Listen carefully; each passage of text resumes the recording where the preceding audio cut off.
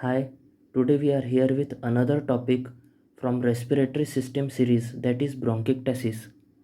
So, here we go. First of all, what is the definition of bronchiectasis? So, it is the abnormal dilatation of bronchi and bronchioles. It is the permanent anatomic abnormal condition of lungs. The most commonly involved bronchi are left lower lobe bronchi. The types of bronchiectasis are: they can be cylindrical, varicose, cystic. Bronchi can be cylindrical, varicose means twisted and dilated, and cystic. These are the normal type of bronchi. Further, the causes for bronchiectasis are cystic fibrosis, immunodeficiency, aspiration, ABPA, measles, inflammatory bowel disease. You can remember it by mnemonic CIA, Mission Impossible. CIAMI, CIAMI. The other causes are that you cannot afford to forget are Cartagener's syndrome, hypogammaglobulinemia, foreign body obstruction, Young syndrome, autoimmune diseases, Sjogren's syndrome, HIV infection. You can remember all these causes by mnemonic KGF Yash. You must have seen the blockbuster South Indian movie KGF, which has featured the rocking star Yash. So KGF YASH. The signs are clubbing. Nails can be seen as spoon shaped. Crackles. Crackles means they are the rattling type of sound made by the lungs during respiration in bronchiectasis. Then coarse crepitations, weight loss. The symptoms of bronchiectasis are: first chronic cough, second foul smelling, purulent sputum, third bronchiectasis sicca.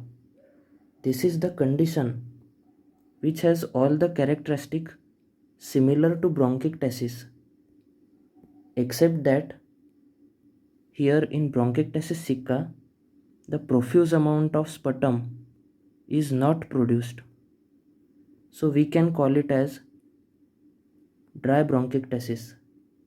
Further, the investigations of bronchiectasis are HRCT, high resolution computed tomography. It is the most sensitive investigation and it is investigation of choice also. Chest X-ray. Chest X-ray, in which we can see ring shadows like these. Tram track opacities. These are like the tracks on which trams run, like this. Parallel linear densities. Third, sputum culture and sensitivity. Fourth, spirometry. Finally, the treatment for bronchiectasis is antibiotics.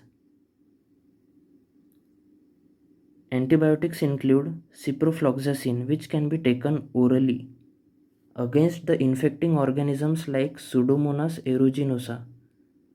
Macrolide antibiotics can also be used, which consist of azithromycin, clarithromycin. Macrolide antibiotics also had some side effects like diarrhea, hearing impairment, cardiac arrhythmias.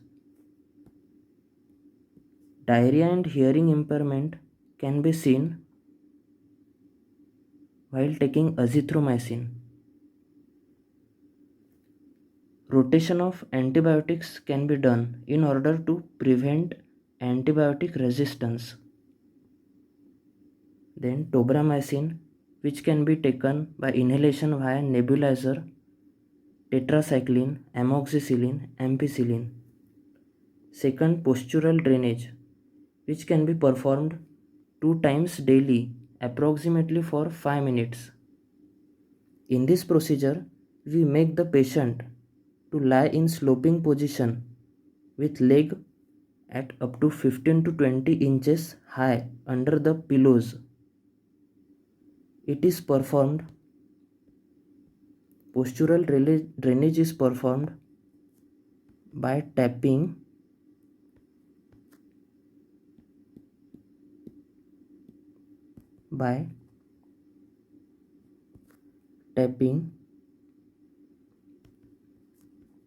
the lower rib cage of patient with hands. We can tap here at the lower rib cage of patient. Third one is chest physiotherapy, which helps to improve the lung function. Fourth, steroids. We can use prednisolone as steroid. Fifth, bronchodilators. Sixth, surgery. We can do lung transplantation. Seventh, Leumac after. It is the series of CFTR characters. Eighth, nutrition and exercise. Finally, we got here some interesting and excited mnemonic for the treatment of bronchiectasis, and it is Black Panther. This whole term is the treatment for bronchiectasis. B for bronchiectasis as well as B for bronchodilators, L for Leumac after and lung transplant, A for amoxicillin, ampicillin, these are the antibiotics, C for chest physiotherapy, P for postural drainage, A for azithromycin, N for nutrition, T for tobramycin, H for hydration, E for exercise, and finally rotation of antibiotics. Hope you like this video.